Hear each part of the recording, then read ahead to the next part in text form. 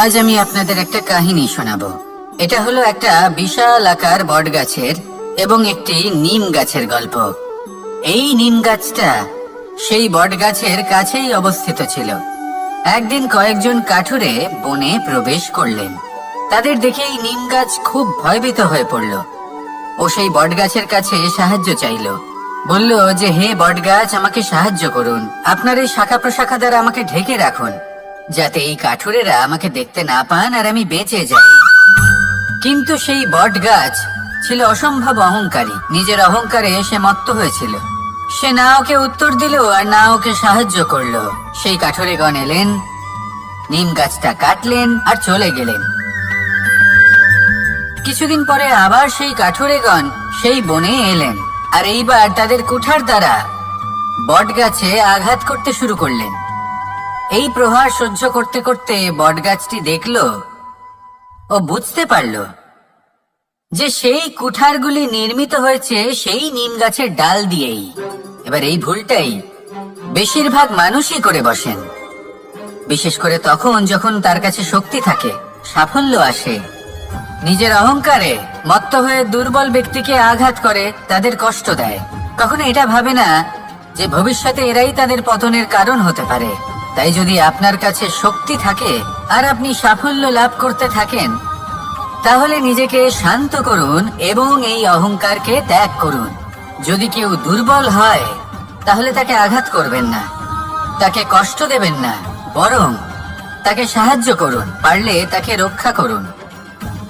আসুন আর আমার সাথে ভালোবেসে বলুন, রাধা রাধা।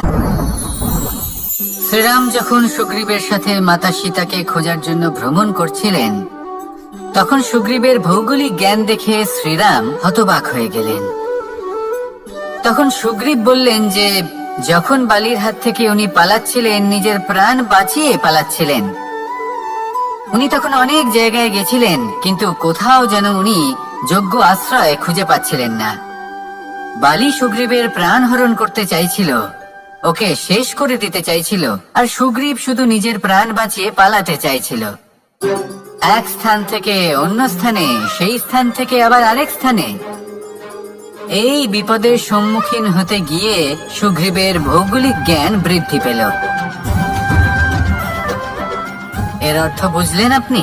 যে জীবনে যখন সমস্যা আসে, জটিলতা আসে, সেটা দেখে আমরা ত্রস্ত হয়ে পড়ি, দুঃখী হয়ে পড়ি যে এমনটা আমার সাথে কেনই বা হচ্ছে। কিন্তু দুঃখী হওয়ার কোনো প্রয়োজন নেই, কারণ এই সমস্যা আমাদের কিছু শিক্ষা দেওয়ার জন্যই আসে। সেই শিক্ষা লাভ করা খুবই প্রয়োজনীয়। সেই শিক্ষার দিকে নিজের মনোনিবেশ করুন, সেই শিক্ষা আত্মস্থ করুন, জীবনে অগ্রসর হন আর আমার সাথে ভালোবেসে বলুন, রাধা রাধা।